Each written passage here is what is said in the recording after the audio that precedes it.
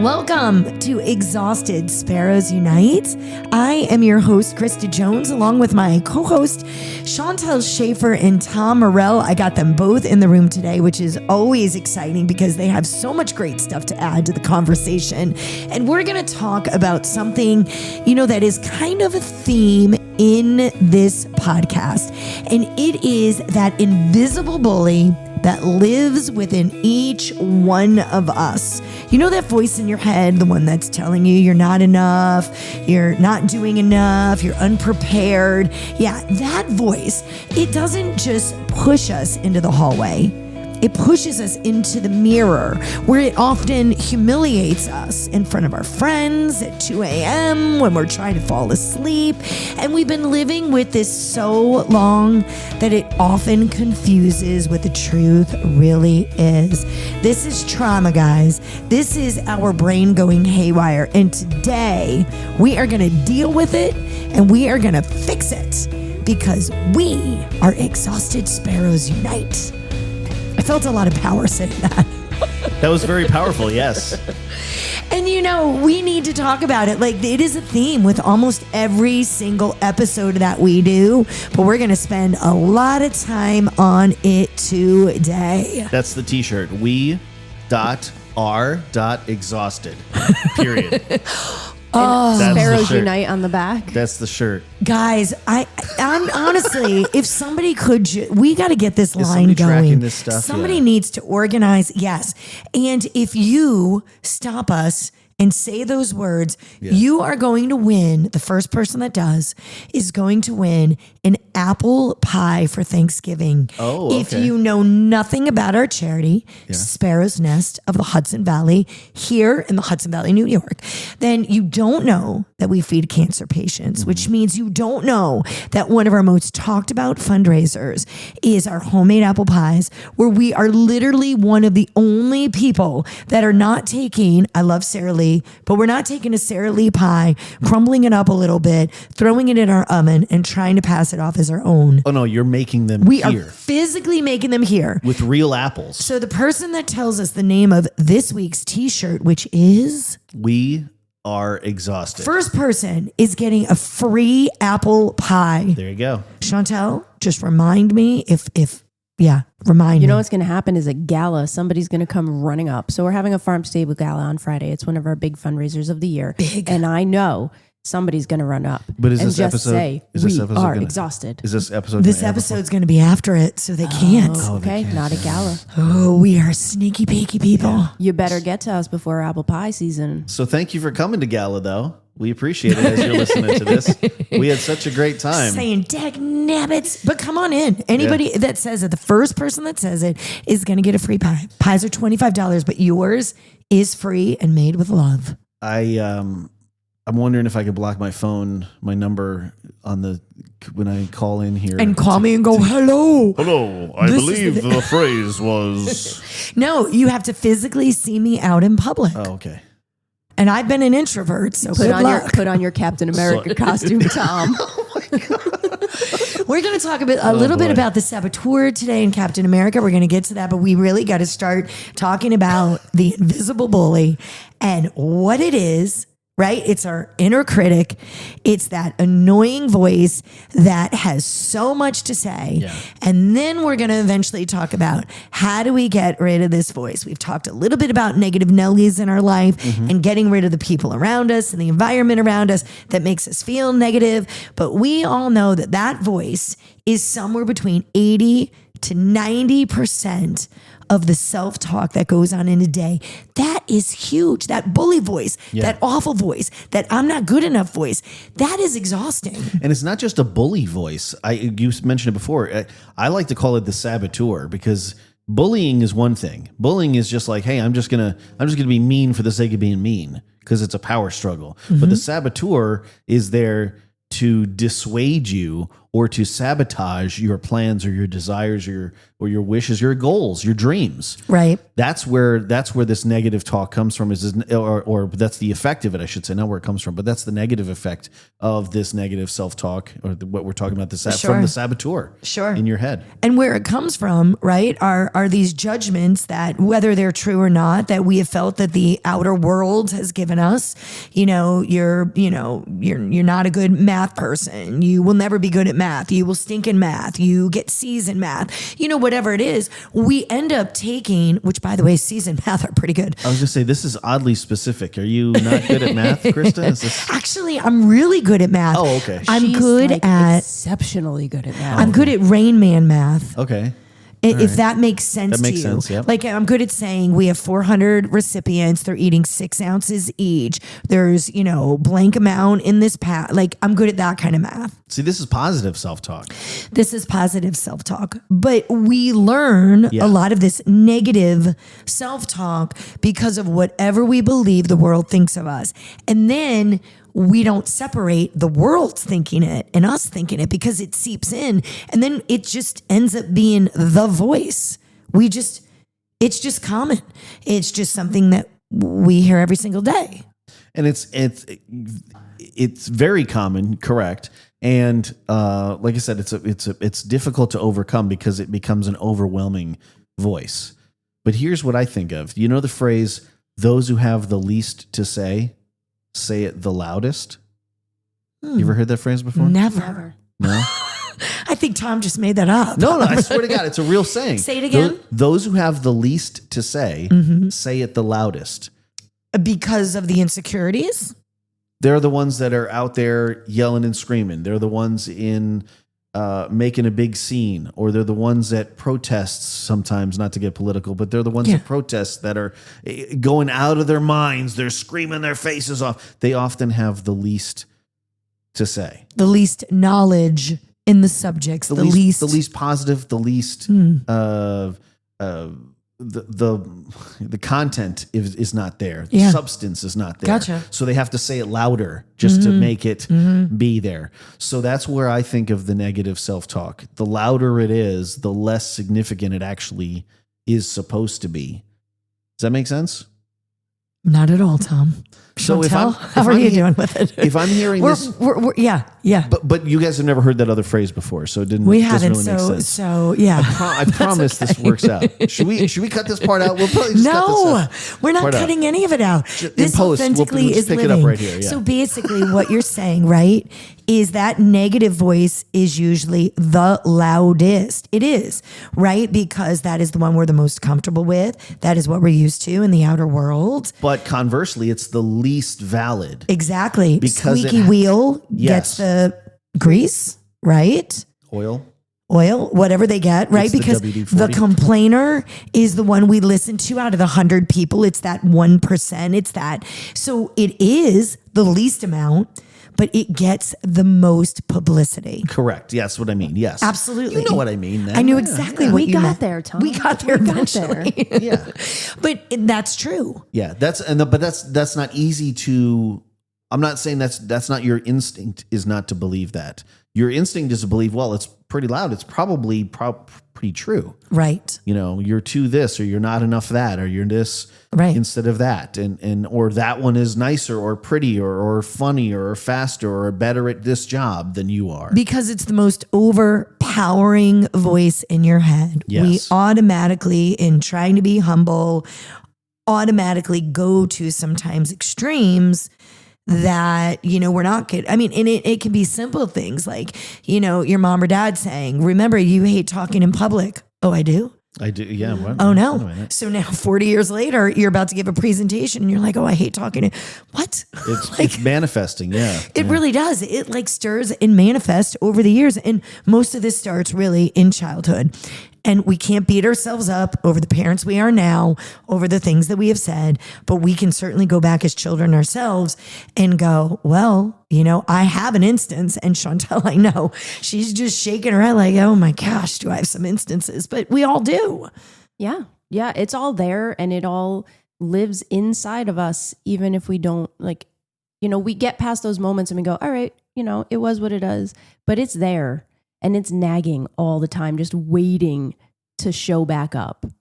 So the negative self-talk, this is what I did some work on myself a few years ago, and we actually talked about this with the life coach that I spoke with, who's very great. She was really helpful with this stuff. Mm-hmm. This particular topic itself, I really feel passionate about this particular topic, so I'm glad we're doing this today. There is an element of fear and an element of truth in all of those negative self-talks, all of those negative things that we hear. They're not necessarily true 100%, but there's an element of it that is true. Because it doesn't just come from somewhere. Tom, you're too tall to play basketball. There's no truth in that because I'm 5'9". I'm not too tall to play basketball at all. So that's not a negative self-talk. But hey, you're too short to play basketball.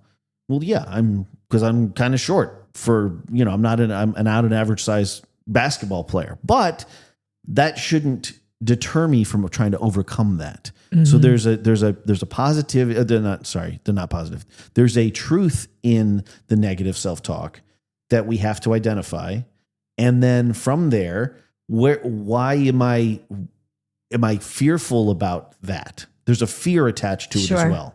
I don't want to fail. Most of the time, it's because I don't want to fail. So right. I'm trying to avoid embarrassment or failure or something negative. But I think you hit the nail on the head. That is a great way to look at it. There is always some truth. And because there's always a little bit of truth to that kind of keeps that lie going. True. But if you can identify what the truth is, then you can counteract that. Well, yes, you can. And we can talk about that when we fight back. Let's do that. Segment 4. We're segmenting this now? I don't know. I'm just making this up in my head. Did you get the segment sheet? Or I did not. I usually show up here and just fly by the seat of my pants. I didn't get one either here. Maybe this. Well, because I love what you two have to say. And for those of you, that are like, can I start my own podcast? Yes. You just have to come up with a couple segments and then you just got to spew things out. And I love that. That is why this show works so well, because I just put a couple sentences together, throw them out, and you guys have all these great ideas with it. So we talk about the bully that is in us, which you call the saboteur, a little bit different. Yeah. And then I think we need to talk about what that really does to us, because, all right, we all have it and we think, we just got to squash it and that's just annoying. But really there's a big toll on our bodies because of this, physically, mentally, like all of this stuff, right? Because we always talk about the fight or flight. We always talk about cortisol and we talk about all this stuff. And they actually say that this self-criticism, right? It affects the gray matter in our brain. It reduces gray matter in our brain, which we need in order to protect our brain. It reduces it because we are doing this fight or flight all the time. Yep. If 80-90% of what's going on internally is negative talk, you are losing gray matter all the time. That's scary. That alone makes me say, oh my goodness, I have to stop this. We got to fix this. We got to find a way around this. Yeah. Right? Because gray matter needed, dementia, all of these things. I'm like, oh my gosh, I'm losing gray matter. All of a sudden, now I'm panicked and I'm going down a spiral. Are you taking your ginkgo biloba? Yeah, we don't want ginkgo biloba. Yes, which by the way I love, and fish oil. So that's the physical side of it, right? But the mental side of it too, the emotional side of it, is that you're constantly under attack. You're constantly being criticized. You're constantly having to either defend or defer to this voice in your head. Either you're arguing with yourself, or you're having to submit to this voice. That's what I was trying to get at. So and it affects your relationships with people, because these negative things that you hear in your head prevent you from taking risks, or from connecting with people, or from asking that person for their phone number, or asking that person if they want to come to your birthday party, or inviting that person over for dinner. The negative self-talk prevents you from doing things. We talked about that. It's a pain avoidance. Right. I want to add to that. I was going to say it prevents you from doing new things, from putting yourself out there. So weird story. I was at a bachelorette party and I had a girl who was part of this bachelorette party come up to me and tell me that if I looked less mean, I would be more approachable. Oh. And people would buy us more drinks. And I said, ouch. Wow. I said, one, I'm married. I don't need anybody to buy me drinks. And that wasn't very nice. Yeah. But ever since that day, like I'm afraid of making new connections because I'm like, I must look really mean. Nobody wants to talk to me because RBF, like. Right. That might be why you overcompensate with the Cheshire Cat smile. If we don't know what, Yeah, like so now I'm like creepy facing people because I'm like, I look really mean. if you don't know what RBF is, by the way, just look at a resting. Yeah, it's face. resting. Yes. It's resting your face. It's just me. It's in a mean it's position. grumpy Yes. face all the time. And I don't know. I didn't know I had grumpy face. You don't have grumpy face. But now I'm afraid to try to like make friends because I look grumpy. That's so sad. So now your inner monologue is like, don't look grumpy, don't look grumpy, Yes, don't look grumpy, constantly. don't look And then grumpy you're all like the time. this, like this big grimace all the time. Like that's creepy. She just constantly just massaging your face back Oh into my shape goodness. And so let's continue with body distortions again. because we're here. What a great segue. Cortisol actually leads to weight gain. Why are you pointing to your stomach, Tom? We That's really what it is. I need know. I'm in the need a same boat. video, but it does. Yes. So all of this negative self-talk, Yeah. right? Gray matter, cortisol, your cortisol is going crazy because you're fighting with your inner self. It leads to weight gain, especially body fat. Yeah. I know you pointed to your belly, but it does. Brain fog, immune suppression, digestive issues, and early aging. It messes with your whole thing. The whole body. Not just a part of your body. It can't just affect your toenails. Well, not No. just, but this isn't just like a mental affliction. This isn't just like an emotional thing that you feel inside. It's not a feeling. It's physically It is physically has effects too. As well. morphing your body, which is only going to lead you to have more negative self-talk. So now this is where we get to section 4, right? Segment We're 4. not there yet. Stop rushing, Tom. I'm so excited to talk about this. You are really excited to talk about it. High self-criticism predicts depression and anxiety more strongly than life events, right?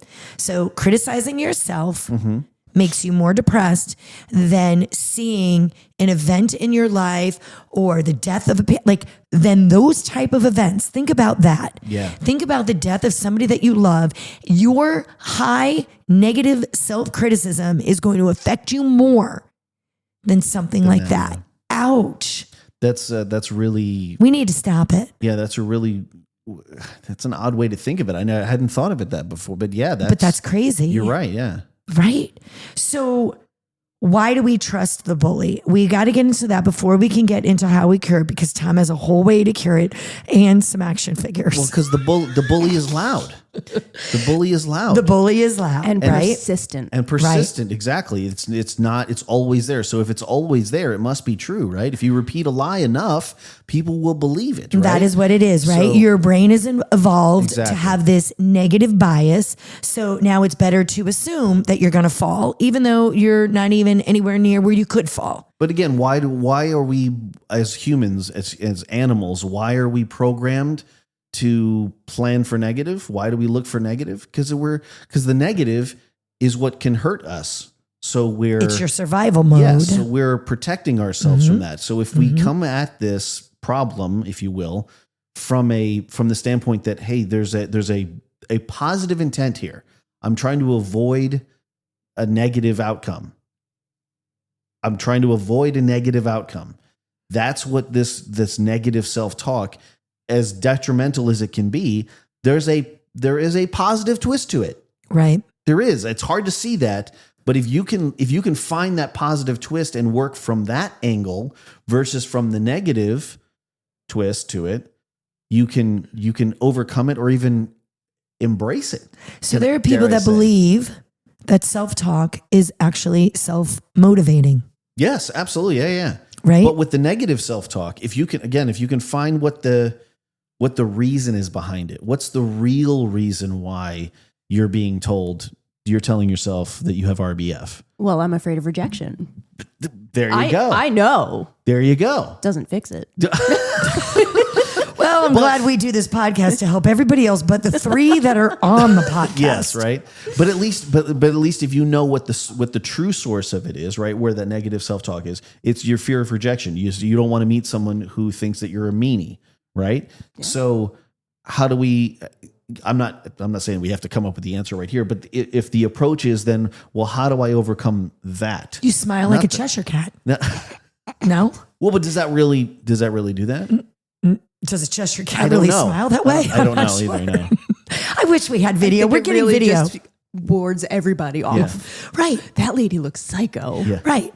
But, also your environment when you were younger. I don't know about you guys, but when I was reading up on this, it says, when you're younger, if you were in an environment that was unpredictable, right? That might have been whatever it was, chaotic or criticism, and maybe not even of you. It could have been your parents criticizing each other. That bully voice would feel normal to you, right? Silence feels suspicious. Yeah. Right? Peace feels unsafe. Positive self-talk feels weird.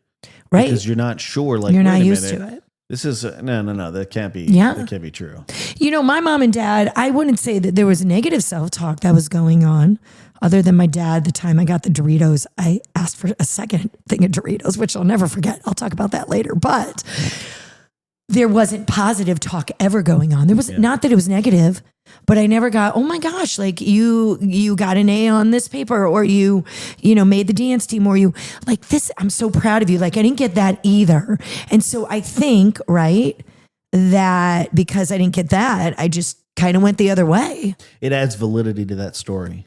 To that story that you have in your head, that voice that you have in your head. Wow, I think they're weed whacking right outside the window. Yeah, I think that's what's happening. If you guys are hearing that, sorry, but that's what it is. It's the chaos, and then I'm just filling in my own blanks because if you are not giving me, I'm trying to talk into the microphone so you guys don't hear the little. Oh, he's leaving. He's leaf blowing. Outside, he is great. I mean, why not? Getting ready for the gala that will be after this is broadcast. Before this is broadcast. But I think that's what it is. Like I just kind of, you're not giving me positive, so you probably don't want to say anything mean about me, but I probably didn't do that great. So that's why I would lean that way in my childhood. So again, when your parents give you criticism, because my parents are very critical as well when I was a kid, and still are to this day. Right. If you, what reason are they being critical though? Are they doing that to be mean, or is this their way of like helping you improve? Well, that's not working. We just learned that negativity doesn't help you. Well, that's what I mean. It just kind of spirals you, right? Correct. But again, if we go back to can I find the motive behind this? Sure. What's the reasoning behind that phrase? What's the real message here? That's not working. He's going to do his thing. He's going to do his thing. There's a leaf blower, and I'm trying to cover the microphone. Keep going. But if we can find what the motivation is behind that, the hidden motivation behind those words, what are you actually saying? Then we can get to a problem solution, or we can find a positive way around what it is that we're trying to. That we're getting negative feedback. All right, so let's just go where you have been wanting to go the entire segment. How do we fight back the saboteur, the bully? How do we fight him so that we can have maybe even 50% negative talk during the day instead of 80? Well, so the first thing we have to do is we have to identify that this voice is separate from our own. Right? We have to separate it from our own voice. That it's not Krista Jones saying these negative things about Krista Jones in her head. I'm not saying these things to myself. So you're saying we create a character. You create a persona that has a look and a feel and a smell and a job and a clothing accessory, whatever you want to call it. We create this character, this avatar, if you will, if you want to call it that, for the millennials, inside your head. And name that person. Okay, so my next question is. Who's yours? Oh, who's my saboteur? His name is Mike. This is legit. I swear to God, this is true. His name is Mike. What does Mike do? Mike is actually, he wears a Letterman jacket all the time. He's a big, huge dude. He's got really broad shoulders. And that's what he looks like. He's got like a buzz haircut. He wears jeans and sneakers all the time. And he's a really popular jock. And he bullies me all the time.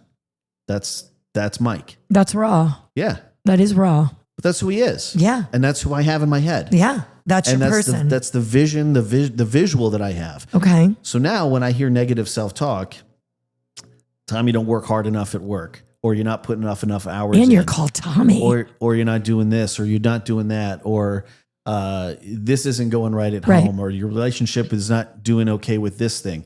It's not Tom Morell saying that. It's Mike saying that to me. And if I look at Mike as a friend, right? Well, he's not much of a friend. If he's talking to you like that. If we true, but if I treat Mike like a friend, right? Mm-hmm. Talking about reframing here. Okay. So if Mike is a friend of mine, and You got a lot going on in this and he's- avatar. if Mike, He is a friend of yours that really sucks as a friend. I'm just saying. But go ahead. but he's telling me things that there's partial truths in Okay. there, right? And these are hard truths to hear. Okay. But what is Mike really trying to say? Hey, listen, maybe you shouldn't goof off at work as often as you do. Maybe you should be more productive at home, and your relationships will be better in that sense. Maybe you shouldn't waste your time on these other meaningless things in your life, or maybe you should not waste your time, or whatever it is, right? Those are the things that he's really saying when he says the other things, the negative things. You're too this, you're too that. Hey, don't go apply for that job because you're probably not qualified for it. Well, what he's saying is, if you want to get that job, Tom, you got to get qualified for it. You got to figure out a way to get qualified for it. Okay. So one, you're reframing Mike and his thoughts. 100%. Because Two- Mike is my friend. He's trying to help me. His motivation is not negative. He doesn't want to hurt me. He's not a bully, right? He's a saboteur. He ends up sabotaging everything because I take what he's saying in a negative way. He's protecting me from harm. Okay. He's an umbrella, right? He's protecting me from the rain, but I can't see the sunshine, but he's protecting me from rain. If you think about it that way, okay? Okay. Okay. So he's got a positive intent. I got to find that positive intent and work with that. That's Okay. that's how I personally, I'm not saying this is easy by any stretch of the imagination, but that tool has helped me a lot. So you're taking the negative thoughts that you are feeling about yourself. You're naming, right? This is a different persona. This is Mike. And you're then reframing it, saying, I'm not even really hearing what he's saying. Like, this isn't really negative. Like let me go through it. Yeah. Like, what are you trying to tell me? It's like when you're trying on dresses or you go shopping and you're with your girlfriends or whatever, and you're trying on clothes and someone goes, I don't know about those jeans, Krista. It's a little in the, In the, right? I'm just saying. In the yeah. the right? Yeah. I have heard that plenty of times too. Is that negative? Right. I guess Right? first of all, it's how you frame it. Correct. That's how you're framing it. So what are they really trying to say? Hey, Krista, I don't think those pants work for you. Let's go find another pair of pants. Right. They're not saying, you're a fat, ugly slob in those pants. And that's the end of it. Right. They're not trying to be mean. They're pointing out something that is a hard truth to hear. Hey, those jeans don't really look good on you. Maybe you can find another pair that are more flattering. Sure. But that last part is usually what's left off. Those jeans don't look really good on you. So you have a different persona that you work with, and that's how you kind of identify. And Yeah, 'cause when it's I'm not you speaking these negative thoughts. No. You've named it. No, it's not Mike. me. Because I can't argue with myself. If it's me saying it, it's got to be true. Duh, right? Right. So if I have this other dude in my head who it's more than just like, oh, it's another voice in my head. No. Give it a name. Give it a persona. Put a costume on it. Give that guy a job. What does he wear? What's his I told you, he's got a Letterman jacket. It's a Oh, that's all he ever wears. It's the same. Okay. Because he's a jock. He peaked in high school. You know what I mean? Those guys, right? You just insulted your saboteur. But we're buddies. We're good. But We're cool. they have a weird relationship. So, okay, for me, what I try to do is take this negative sentence, Yeah. right? And then I will write it down and then I will negate it. Like the negative sentence will be, Krista, you're really not meant for this job. Okay. Right? Like that will be the sentence. Like this week alone, like I probably 50 times said things like, you have no business. Well, did you say this or did your saboteur say Well, I this? didn't have a saboteur. I just had Krista Jones. Well, you have you have a saboteur. Right, but I haven't named them yet. I gotta Okay. do some work on that. So yes. So like at some point I was like, you have no business doing this event. It's not going to be as grandiose and great as you think. So then I really had to struggle with that all week. And I had to say, well, that's not true. And here's why that's not true. We with a small and mighty staff have gotten this done and we've done this. And so for me, I have to write it out. I have to look at the sentence and I really have to say, take your emotion out of it. Is the sentence 100% fact? There is some fact in the sentence because I am afraid. Because you're afraid that it right? won't. Yeah, that you're going to have 20 Because people there show up is- to this event. I right? mean, there is, Yeah. there's always things you can't control. Correct. But then I have to take that emotional piece out and I have to deal with the rest of the facts. So for me, that's how I do it. I'm like, what are really the facts in this? Because a lot of times I think we believe the emotion and then we completely discard the facts. And that's the truth of the sentence. Yeah. Does that make sense? Yeah, we let the emotional part of it overtake us. Yeah. Which is scary. So I haven't been very successful with this in myself, but I'm trying to stop it in my kids. And Avery, we've talked, she's very emotional. She's very empathic and, or empathetic. And one night she was laying in bed and she was like, Mommy, I'm just so dumb. I'm not a good friend and I'm not doing good in school. And I looked at her and said, would you say that to your best friend? Would you say that to Mommy? Would you say that Mommy, that I'm dumb or I'm not smart? And she went, no. I'm like, do you love me? Well, yeah, I love you. Do you love yourself? Yeah, I love myself. If you wouldn't say it to me, why are you saying it to yourself? Yeah. And she was like, I wouldn't. I said, don't bully yourself because you wouldn't bully somebody else. Right. And you have to love yourself just as much as you love everybody else. And that's the hard place to get to Yeah. is really loving yourself. Like Yeah. if we peel off all of the layers, Yeah. do we really love ourselves? Well, and I think in what you're saying there is 100% right. The one thing that I would add to that is, well, but why do you feel like you're dumb? Why do you feel like you're not a good friend? Are you not helping people on the playground? Are you not doing well in school because you're not paying attention? Are you gabbing in class? Are you passing notes? Like what? Because there's something behind that. There's a fear. There's something behind that. Like I said, there's a little bit of truth. These things don't just come out of thin air. They're not great to hear, but is there something that maybe she's experiencing where she says, well, maybe I'm not sharing with my friends at school, or I don't have time for my friends at school. Or maybe you make a C in math and you consider that dumb, but she's trying as hard as she can try, Yeah. right? Like, right? So society also tells us, what makes us dumb, what makes us smart, what makes us like she also, may just think she's not hitting these benchmarks that everybody else is hitting. Because right? she has these higher expectations. Yeah, which is this comparison factor that we get ourselves into. So again, it's more than just like discounting what the negative is coming from. And that's where I think, like I said, what works for me is having this mic in my head. He's not there to hurt me because it's me. He's me, right? We're brothers. He's in my head. He's separate from me, but we're the same person. What is he really trying to say? What is he protecting me from?